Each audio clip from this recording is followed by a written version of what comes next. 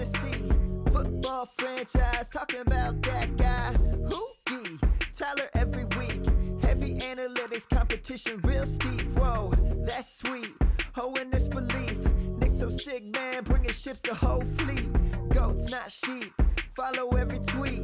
Don't sleep, always finding sleepers on the street. Boy, F3, winning every single league. Money back guaranteed, but it's free. Welcome to the franchise.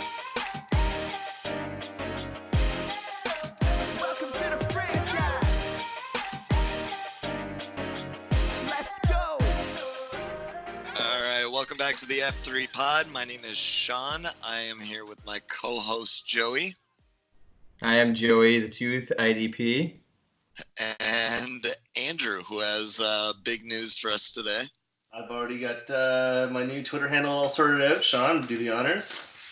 It is at BiddyCentFF. So now we actually have a Twitter handle that we can pronounce on the show. So Scent as in smell. No. Scent as in Jesus Christ. Sean Vito. Oh man. All right. So we are officially out of standard fantasy football season now, which means that immediately in Dynasty I start moving to the draft. So I generally will scout all of the players across all positions. But for the sake of fantasy football, we're going to start with running backs, and we're just going to kind of watch 5 of them every single week and just kind of talk about them. So in kind of just like this early state, we like to just watch them, kind of get a feel for the player, their traits, how they might fit into an NFL offense, and not get so much into rankings and stuff. Because basically I like to try and find what we know, where we know they can succeed, where we've seen that they struggle, and the questions that we want answered. And then kind of figure out how likely they are to succeed or how likely their failures are to be a detriment to them, and answer some of those questions in the course of the process. So we are going to be talking about Jonathan Taylor, Deandre Swift, Travis Etienne, Chuba, Hubbard, and J.K. Dobbins today. Anybody you guys want to start with? And also, Andrew, can you stop with the fucking papers? Can you just fucking stop? He's like a newscaster. Just getting my notes together. We're for anybody that's watching, yeah, you're getting your notes together. For anybody who's not, there's just like banging going on in the background here. Just like, what the fuck is going on? All right, who do you guys want to talk about? Let's talk about Jonathan Taylor. I feel like he's the most we can talk about. I think there's a lot going on there that we either agree and disagree on. Yeah. Okay. So Jonathan Taylor's kind of an interesting case. Where do you guys rank him as just a pure runner for these 5? Like, do you think he's probably the strongest pure runner of the 5? I think he is. Can I just preface this with full disclosure that this is my first time watching film, and I'm learning this as we go. So I'm going to be asking a lot of questions as well. So hopefully that's beneficial to the listeners. But yeah, like this is really interesting, really new to me. But I think yeah, he's one of the best runners. He's the best runner in the class, right? Yeah, no, I agree. Best pure runner, yeah, definitely. So we agree that he's a pure runner. So like, what do you guys like about him as a pure runner? We'll get to the other stuff in a minute here. I like his vision, his lateral movement, his ability to bounce outside, need be, his cutback. He just runs between the tackles, I think, better than any other back in the draft. And he has great power. He does. His power and leg drive, I think, are they might be unmatched in this class. There might be a couple other contenders there, but definitely up there. His contact balance is absolutely insane. He does a really good job of sifting his way through traffic. His lateral agility and explosiveness is not so much for juking people out in the open field, but it really helps him when he's working through the line of scrimmage and setting up blocks, setting up his defenders and stuff. Is a really good blend of patience and aggressiveness, which is something that We see with a couple other running backs in this class, but I think that there are a couple of running backs that struggle a little bit with it. His long speed, I don't call him a burner, but I think that he has enough speed to get the corner, and he has enough speed that he can break those 20-yard runs, because like if he breaks a couple of tackles and he's in the secondary, it's going to take a little time for those safeties, corners to bring him down so he can work his way into those 20-yard runs. And I think 50-yard runs are. I think I heard a stat before that he ran the 100-meter in 10 seconds. So you figure you get a 40-meter, like a 4.40 is good. He's running a 100-meter in 10. Yeah, that's meters versus yards. Oh yeah, my bad. But no, but meters isn't. Yeah, meters are longer. Meters are longer. But also a larger proportion of the 40 is the buildup, right? Yeah. The 100-meter, it's you get to top speed and you can sustain it to the end, right? But I'm saying to be able to do that in 10 seconds shows that he's got good long distance speed. Yeah, that's not what I saw on film, and so again, I guess I only watched like 3 games, so I don't have the full picture. But from what I saw, I agree with what you guys said about like his aggressiveness. I didn't ever see him get the corner. I never saw him really get the edge and turn upfield. What I saw was, he, like you said, powerful run. He's always finishing, moving forward. He's always, getting that extra yard or two because he's always like nobody ever hits him and knocks him backwards. Yeah. I really didn't see anything really explosive in terms of long runs. Like I think a 20-yarder might have been the longest run that I saw. And so, I don't mean that as a negative. I think he does an excellent job of getting those, consistently getting 8-10 yards like a couple times per drive, which I think is impressive. So I think for me, part of the process is you don't see him running those toss sweeps and stuff very often because that's just not part of what Wisconsin's run game is. Mm-hmm. Right. But I think that what you look at when you're trying to evaluate this stuff is, does he show that he has the speed to get the corner if he was asked to do it? And I think he does. And I think that he has adequate top end speed, and I think that his burst is above adequate. Yeah. I think that those two things are going to allow him to get the corner in the NFL if he's asked to do it. While I think that he's definitely going to succeed more between the tackles because that lends more to what he does in terms of his deliberate running style, his ability to set up his blockers in front of him. And one of the best things I think about him is that he has really good body control, so he can minimize those big hits on him. And that's part of what you're bringing up, Andrew, where he's always falling forward and stuff. And that's partially because of his leg drive and power, but also partially because he does a really good job of subtly contorting himself and making subtle cuts to make sure that he doesn't get that like full body to his core driving him backward. Frank Gore style.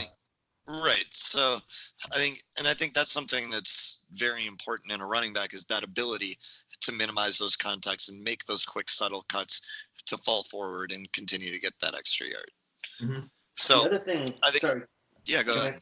One thing that I really liked was, and he looked, and he was the first guy that I watched, but he looked different than the other running backs in that when he got to second level, he had the agility to juke guys, but he also had the ability to truck guys. Versus most of the other guys that I saw, they were usually not.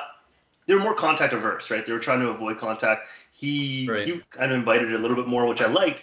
I feel like that makes the defenders think a little bit more about what is he going to do. Versus the other guys, they're mostly looking to juke him. It's a little more predictable, I guess. That's just one thing that I liked about him. See, and I don't necessarily agree with your assessment of the other guys, but I do think that Jonathan Taylor's ability to win in multiple ways is an important part of his success as a runner. And I think that having multiple tools in the toolbox is something that is very beneficial to a runner rather than being a one-trick pony. So I guess here's where the profile starts to fall apart a little bit. He's not a great receiver out of the backfield, and I think that was a major concern coming into this year, and I think a lot of people thought that he improved a lot on that this year. To me, I still think he doesn't look like a natural pass catcher. I think he catches with his body a lot. I don't think he does a good job of adjusting well to off-target throws. And I think he's a pretty poor route runner too. Now, I know you guys don't necessarily agree with all of that, but I think you agree with some of that. Yeah, I don't think he's a good route runner at all. He looks lost sometimes rolling out. I saw a couple times where I could see him catching away from his body, and he seemed okay with it. He didn't seem like, some people stare at that catch, and they're like, you can see with their hands, they're just nervous about catching the ball. There were sometimes I just saw him, it was like a catch and go. I know you say... I saw several drops from him trying to catch the ball outside his frame, and they never asked him to do anything more than swing passes. And if you're dropping passes with any sort of frequency, you're not going to be catching the football. Right. One thing that I wrote down on my sheet is that I'm not at all familiar with the Wisconsin scheme, and you kind of alluded to that when you said they're running those toss sweeps, right? Like I'm not familiar with what they do, and so I don't think that my perception is that's not a big part of their game. It's having the running back involved in the passing game. So is that he hasn't been asked to do that, so he's not developed that ability, or has he been asked to do that and he hasn't developed the ability yet? So these are kind of things that are interesting because there's a difference between marking something as a negative trait versus marking something as a question mark. And for me, Jonathan Taylor has marked it as a negative trait. However, you do bring up a good point that it's possible that it's a trait that he just never really developed. Right. However, I would think that by the time you reach college, you would be adequate enough at catching the football to catch simple swing passes. And if you're not, you're probably not ever going to get there in the NFL. Because I think that that's something that you develop in high school, especially when you're the star of your team and they're trying to get you the ball in every possible way. I don't think that there's any reason to not have developed that trait if you are capable of it. Can you give me like a parallel for like somebody in the past couple drafts that you would have had a similar profile on in terms of not being a pass catching back, like having it as a negative trait? Derrick Henry would be one. I'm trying to think of other like poor Ronald Jones for sure one. Ronald Jones is the one that came up that came to my mind, and so I'm just trying to look through his box score from this year, because my perception of this year that he turned a corner in terms of his pass catching this year. Would you agree that's true? It's something that you can develop. I don't know that he turned a corner. I think that he performed better than he has, which you could see that as development, or you could see that as what we saw this year with Jonathan Taylor, where the volume metrics, like just throwing him the ball more, he's going to catch the ball more. It doesn't necessarily mean that he's better at catching. Think of like when the 49ers drafted Carlos Hyde. He was purely a runner his first year. They tried getting him more involved in the passing game the next 2 years, and he just didn't really succeed at it. I thought he did have a really good. So the numbers were good, but he was not good at it by any means. 2 drops galore, and that's why he's not asked to do it anymore. That's why there's always a third down back wherever Carlos Hyde goes. Off the top of your head, what was Ronald Jones' receiving numbers this year? This year? No idea. I'd guess 35 catches maybe. Yeah, 31 for 40. Yeah. 10 yards per catch. Yeah. So, I mean, my thing is that we were looking at it, and basically only 4 running backs in the top 12 had less than 40 receptions. And then you're kind of looking at the guys with less than 40 receptions being relegated to RB2 in fantasy. So basically, you have to be one of the best 4 running backs that don't catch passes in the NFL in order to reach that RB1 status. And if you're doing that, you've got to be your touchdown dependent player. So you're looking at, first of all, Mark Ingram had only 28 receptions or something, but he had 5 receiving touchdowns. Mhm. And he caught like 90% of his passes. So like while the volume wasn't there, the efficiency was there. Then you got Derrick Henry. You have Chris Carson sitting at RB12. And then you have Nick Chubb, who was one of the most efficient runners in the NFL this year. So if you're going to be an RB1 and not catch 40 balls, you have to be like either score a ton of touchdowns or be incredibly efficient in either catching the ball or running the football. So yeah, I think it's interesting. I think that's a huge hit to Jonathan Taylor's value, and I think that's why right now, unless he shows significant improvement throughout the process, I might lean toward going other directions, despite the fact that I think he's the best pure runner. Okay. All right, we're going to take a short break, and we'll be back to talk somebody else.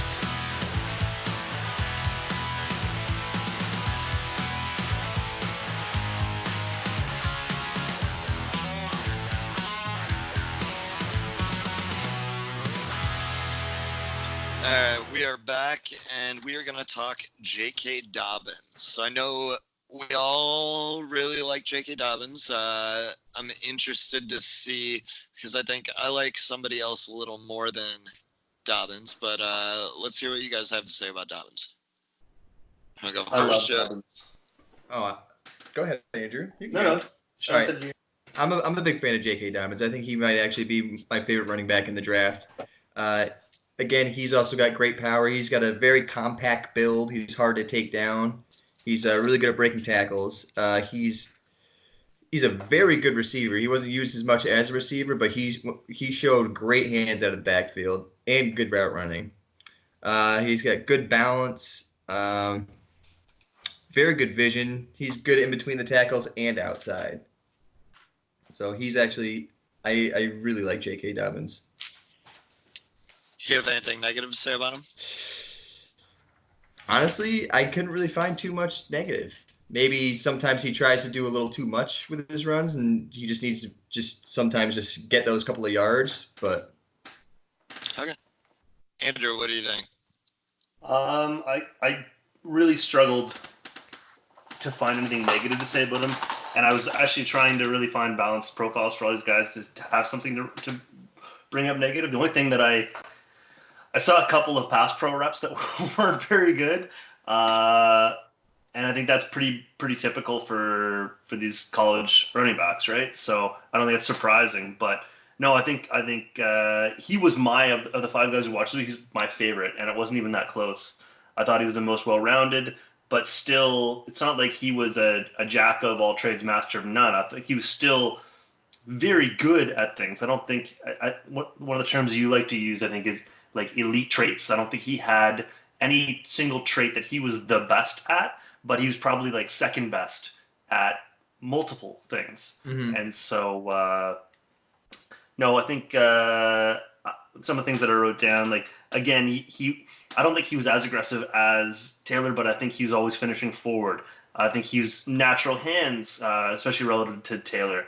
I thought he had better long speed. I saw him get the corner a couple times, speed to the edge. So no, I think he's got a really complete toolbox. I agree. I think he might be the most well-rounded of all these, and I do think that he lacks that elite calling card. But I think that his ability to catch the football and his ability to win with in multiple ways, and his contact balance, his vision, all that stuff, I think it makes him really a well-rounded running back. Really, the only things that I would knock him for is that he doesn't really have those elite traits, and typically the NFL likes to see those. He has very good traits, but I don't think he has anything that is stand out among the class. Second thing would be that he sometimes tends to loop his runs, and he has a lot of wasted space in open field where I think I'd like to see him work the angles a little better rather than looping so much in open fields. I think that with better athletes in the NFL, that's not going to be as effective. Mm-hmm. I want to see how he runs at the combine because as you said, he was a very good spark score athlete, but I'm not quite sure that showed up on tape as much as I would have liked to have seen it. And then he definitely has elusive potential in the open field. I've seen him make people miss, but I'd like to see it on a more consistent basis because I think that at his size, he's probably better suited to be able to make linebackers miss than try and run through them.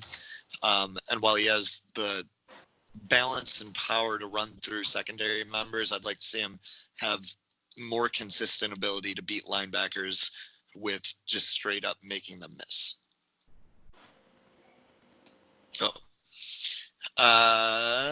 Andrew, who do you want to talk about here? Let's go to Deandre Swift. He was not my favorite, and I kind of expected to like him more because he's the guy that we hear a lot about on social media, and I think a lot of people had him pegged as the potential RB1 in the overall 1.01 in rookie drafts going into next year. Obviously, it's way too early, but he was a guy that he's obviously got what you would call elite traits. Like I think he's probably the most dynamic, most explosive running back in this class. And I watched his film right after I'd watched Taylor's, and to me they're so polar opposite in terms of like I feel like Taylor gets it done with like effort and technique, and Swift gets it done with just natural gifts. Exactly. I felt like I do have some negatives for him. I thought he went down way too easily. After watching Taylor never going down on first contact, it seemed like in all the games that I watched, it seemed like Swift always went down on first contact. There's a couple reps I saw here and there where he might break a tackle, but he didn't break a ton of tackles, and he is elusive. He can make guys miss, but as soon as guys got hands on him, I thought he went down easy. Way better hands, like in terms of pass catching ability. He looks very fluid as a route runner and a pass catcher. And no, I think he's exciting, but I don't know. Is it just him dominating against inferior athletes in college with physical prowess that's not going to translate, or is he that good of an athlete? Though. Yeah. He's playing in the SEC, so he is having, if anything, the best competition of all the guys out here. But I agree with you too. I agree with you too. Like, he is very elusive, but I did see there was times where if somebody gets their hands on him, they take him down. Yeah. See, and for me, the way that you're describing the things with Deandre Swift is the way I saw Travis Etienne. We'll get to him in a minute, but my thing with Swift is that he has really good hands. He runs good routes. He beats linebackers consistently when he's running his routes. He catches the ball well away from his frame, and he adjusts well and can catch the ball after making adjustments. So starting right there, those are his elite traits. And we'll get on to some of the other stuff, but like he can catch 70 plus passes in the NFL. If you can catch 70 plus passes, you're going to be your floor is an RB2. On top of that, I think that he really does have good contact balance, and I'm interested to go back and watch the game specifically that you watched. But I think that he has good contact balance. I think part of what you're looking at with the contact difference between Deandre Swift and Jonathan Taylor is the difference of running out of the shotgun versus running from behind center. Because when you're running out of the shotgun, you're not getting a head start. And you saw it a lot actually with Sony Michel, interestingly enough, and Ronald Jones, where they broke a lot of tackles in college, but they were very much breaking tackles based on momentum, where they would get ahead of, they'd be able to break tackles. It's much more difficult to do that from a stopped position running out of the shotgun, which is why typically it's not effective to run out of the shotgun in the NFL in the first place compared to running from behind center outside of draws and sweeps. So To me, I think you have to take that with a grain of salt. And I think that once you see him get the head of steam that Jonathan Taylor is getting, he does tend to break tackles very well. And I think he does do a good job of minimizing contact. I think his vision is exceptional at times, while sometimes inconsistent. But I'd say it's like a 90-10 split there. And his blend of patience and aggressiveness is exceptional. I think that my biggest knock on him as a receiver is that, again, he can sometimes be inconsistent transitioning from a receiver to a runner, but that's probably like an 80-20 split from what I watched. I think his speed is very good. I don't know if I'd put that as elite. That'll be interesting to monitor because I think Travis Etienne has elite speed, where I think Deandre Swift's other elite trait is his pad level. He is really good at lowering his shoulder and ensuring that even if he goes down on first contact, he's falling forward. He's not getting pushed backward once he gets moving. The times when that doesn't quite work out is when he's getting worked in the backfield, and sometimes he can struggle to create for himself within the backfield. But I think all in all, while you're looking at like the best pure runner in Jonathan Taylor and a very well-rounded all-around player in J.K. Dobbins, you have like a pretty well-rounded runner, probably pretty well-rounded runner in Deandre Swift with elite running traits and the best receiver of this group. And I think that in terms of fantasy, that's the most valuable. If you can put up 1,100 yards and 70 receptions, that's more valuable to me than putting up 1,500 yards and 30 receptions or putting up, 1,240. Yeah, I can see that. I still think that Dobbins is underrated as a pass catcher. I do too. His hands are amazing. I think he's the second best pass catcher of this group. Yeah. He is a very good pass catcher. And I think that he's going to be utilized like that heavily in the NFL. I think that Deandre Swift, that's his calling card in this. Yeah, Swift kind of reminds me of like a LaShawn McCoy, like a young LaShawn McCoy, his game style. Yeah, I could see that. The other thing about Swift is that I do think he has the largest toolbox to work from in the open field, where he can win with power. He can win with a stiff arm. I think he is exceptional at winning with his jukes when he tries to. I wish he'd use it more often rather than trying to finish strong. He can hurdle. His spin move is exceptional. I think he has just the biggest arsenal of tools at his disposal when he's in the open field, and better utilization of those tools will go a long way for him. But I think that he definitely has the highest ceiling in the open field of these running backs. I must have watched his worst games. Yeah, I mean, it's possible. That's why you just try and get a feel for him. You talk it over, and then you go and you rewatch and you look for these things. But all right, we're going to take a short break, and we'll be back to talk a couple other players.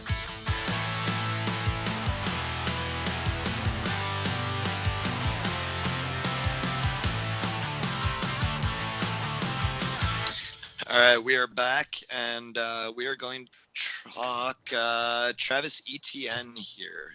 Any of you guys have thoughts on him right away? I'm a fan of Travis Etienne.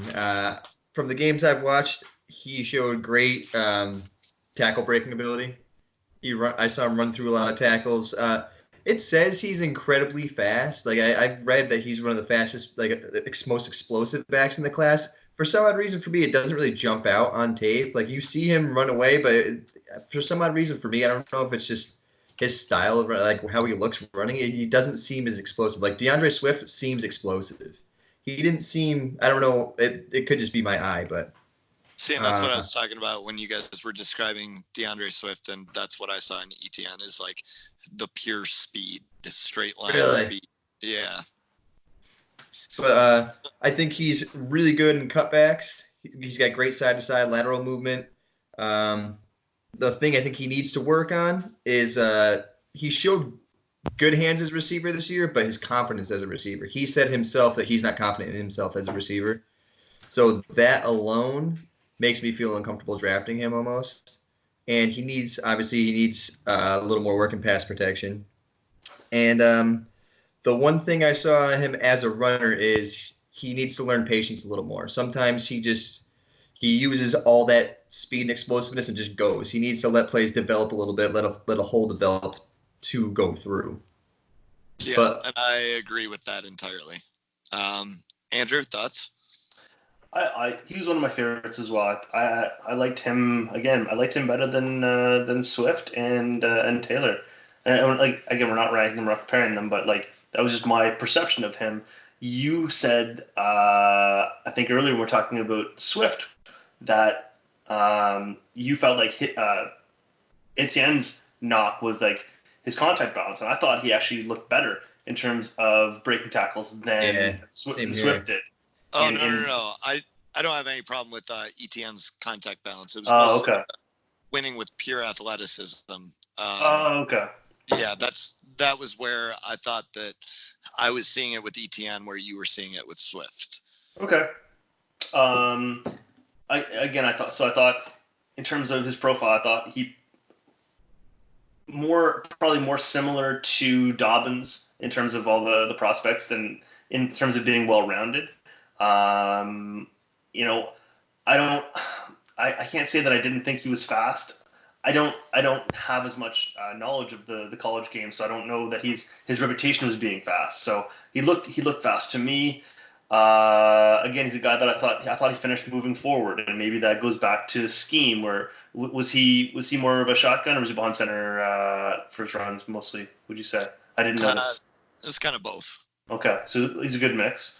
I thought actually a plus for him that I didn't see in most of the guys was pass pro. I thought he had a couple good pass pro reps where he's picking up blitzers. I think there was two specific reps where he picked up a blitzer on the inside that really set up Lawrence for his pass pro.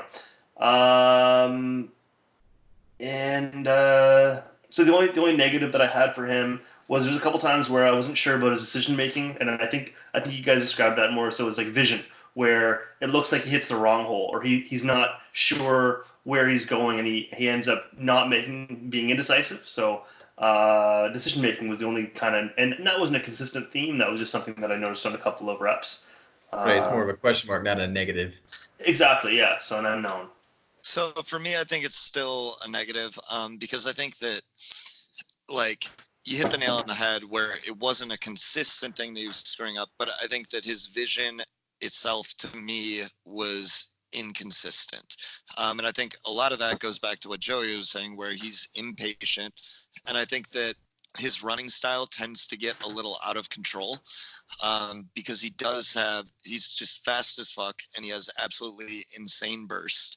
And he gets that top speed so quickly that I think he kind of has started to lack the patience, and he'll kind of like hit where he thinks the hole should be before the hole's there, and he'll run into his own guys. And I think that when he gets into the open field, sometimes it'll affect his ability to move laterally, where like he does have lateral explosiveness, but he is at such a high top speed and he gets there so quickly that a lot of times his cuts don't create a lot of distance between his starting point and his end point.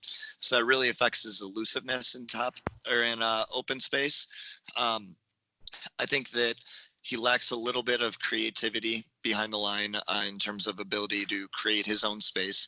And I think all of this stems back to his lack of patience. I think he has great contact balance and he's a very tough runner.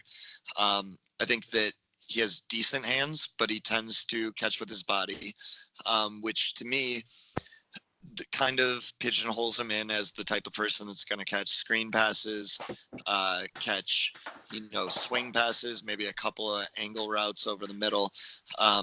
But in general, like his athletic profile is going to lend itself to that. So it's not a huge negative that he's not going to be the type that's going to have a super diverse route tree down the field, because if you can get him out into space, he can succeed there. Because I think that once you get him into space, he's an exceptional running back. I think it's the stuff with dealing with traffic at the line of scrimmage where he can be inconsistent and struggle sometimes. So I think his upside is huge, but I do think that he definitely has more things that are detrimental to him than any of these other running backs so far. I also think that these things that are detrimental to him may not be as detrimental to his fantasy profile as Jonathan Taylor's lack of receiving ability. Andrew, it looks like you had something to say.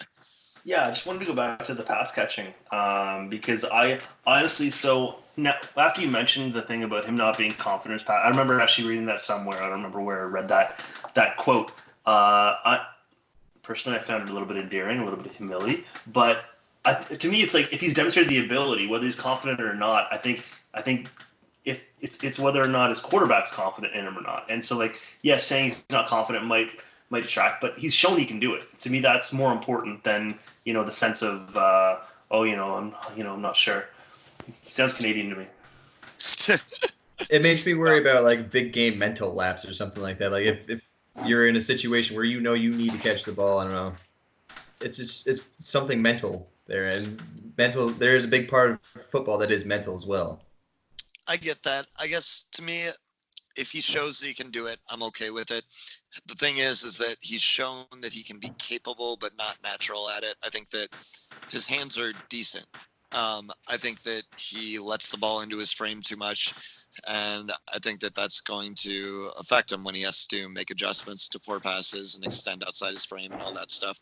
But I think that he's fully capable of catching passes in an NFL offense if they are like, you're not asking him to run wheel routes and jump over linebackers and stuff. You're asking him to catch swing passes, be available to you in the screen game, and maybe beat some linebackers on option routes or angle routes. And I think he's capable of that. Mm-hmm. He doesn't have a whole lot of experience running a lot of different routes, so that's going to be something that's going to be a learning process for him. He is a very good athlete, but I think that he's going to have to learn the ins and outs of route running because he hasn't really had to do it. So yeah, no, I think he has a very high ceiling and he's a very interesting prospect for me. Mm-hmm. Chuba Hubbard. He is Canadian. He is Canadian. Let's let you start with Chuba Hubbard here. He probably would admit he's not as confident in his pass catching either, although he's very capable.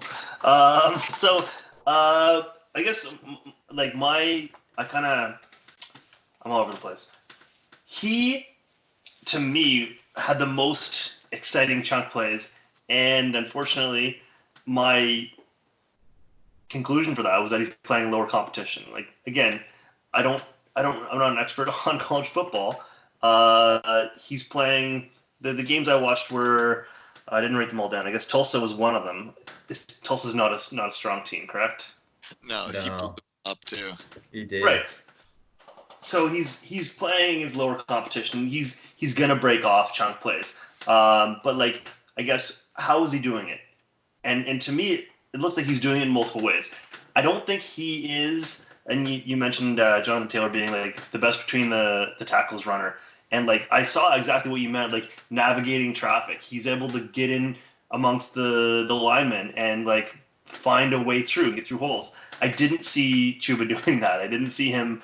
What I saw him was hitting pretty big gaps. Not necessarily all like on the outside, like getting the edge, but like pretty significant holes and hitting them hard. And I think that maybe that's what he's asked to do, and he did it well. I didn't see a ton of negatives. Another thing, like, again, he seemed a little bit hesitant, somewhat like Etienne, where if the blocking wasn't clean, he didn't necessarily know what to do with it. You know what I mean? He hesitated when the blocking was breaking down. I didn't see great contact balance. I thought he went down relatively easy. Similar to what I saw from Swift. But I mean, he took what was blocked, and that's, I mean, I think that's what you're asking a running back to do at this level, isn't it? Yeah, how did his top end speed look to you guys? Good. I mean, again, he's lower competition, but I saw him breaking away from defenders. Right.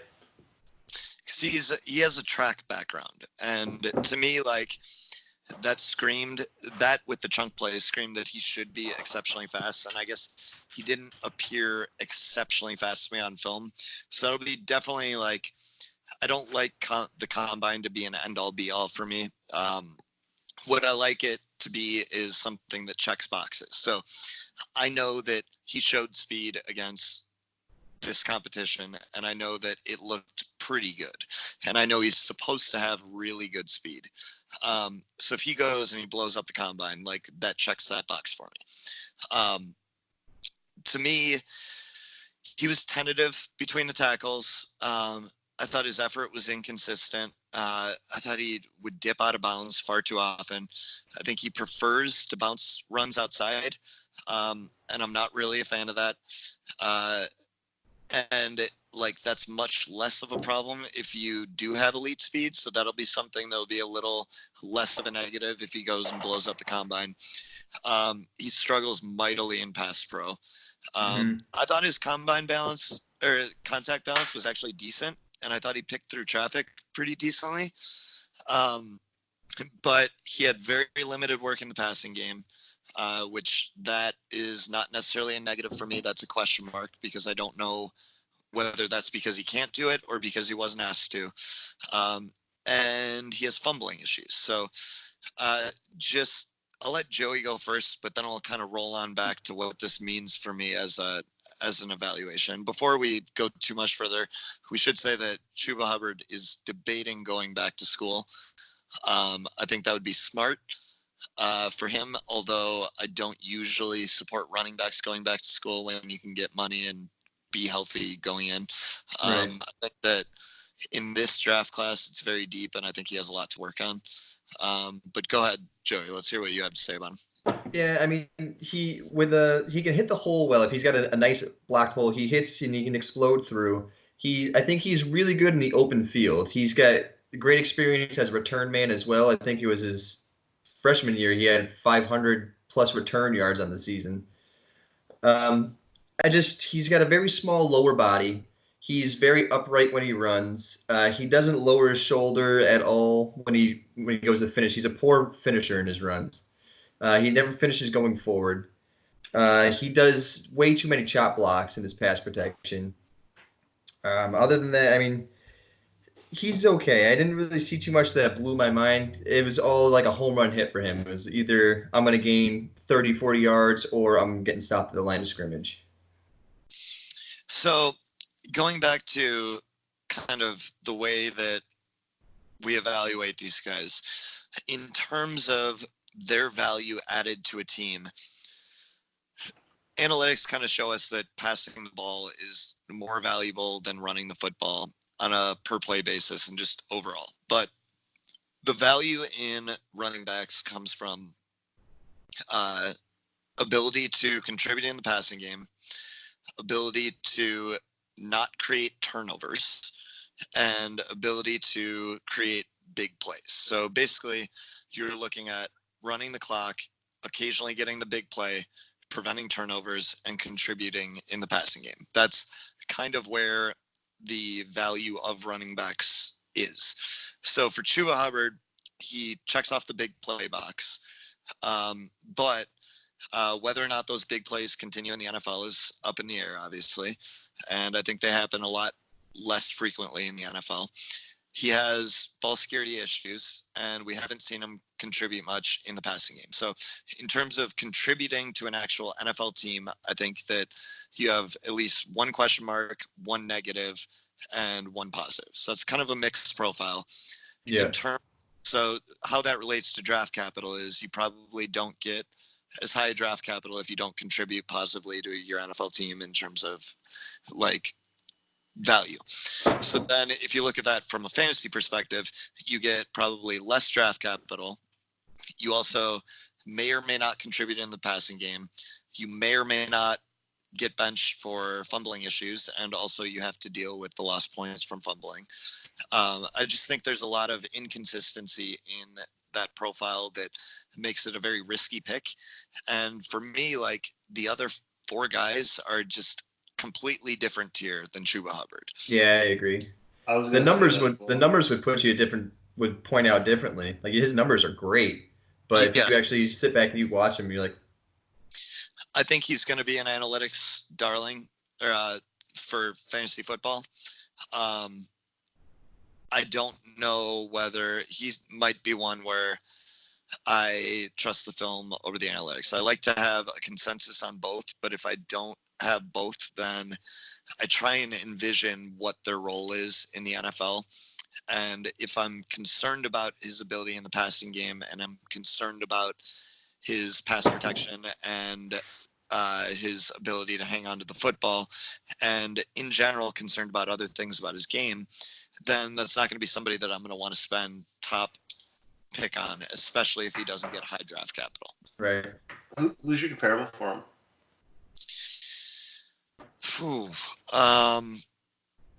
I've got a guy in mind. Maybe Bryce Love. That's what I was gonna say. That's exactly what I was gonna say.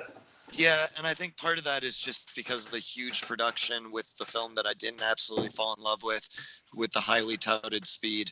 So like there are a lot of things to compare there, and it's tough because we don't have the result of that comparison. You know, Bryce Love wasn't playing this year.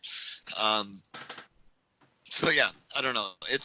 He's an interesting one, but he's not one that I fell in love with, and I think a lot of people have fallen in love with him.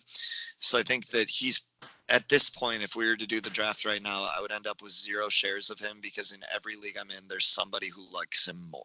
You know? Yeah. So, all right.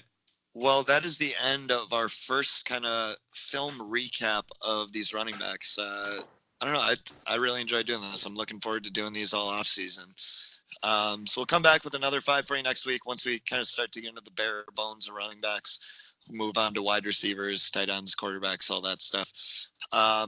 But yeah, so you can find our written content at idpguys.org and at dynastyfootballdigest.com. You can find me on Twitter at Lanny1925. You can find Joey at Joey the Tooth IDP. Andrew is now at BiddyCentFF. Thank God we changed that Twitter profile.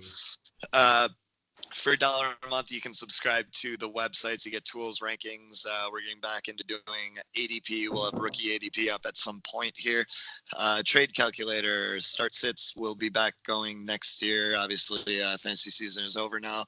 The Slack channel is probably our most useful tool where basically you get to ask any questions and get everybody's advice on everything. So even if you don't want to take it. Even if you don't want it. And then you can find all our video content at Writer Digest Network on YouTube. Writer is spelled Reiter. So thanks a lot for joining us, and we're going to be back next week. And you got 5 other guys in mind here. Joe, you want to list those off, and we'll talk about who we're talking about next week? Let's see. It's going to be Cam Akers of Florida State, Clyde Edwards-Helaire of LSU, Zach Moss of Utah, Najee Harris of Alabama, and Eno Benjamin of Arizona State. All right. We'll see you guys next time.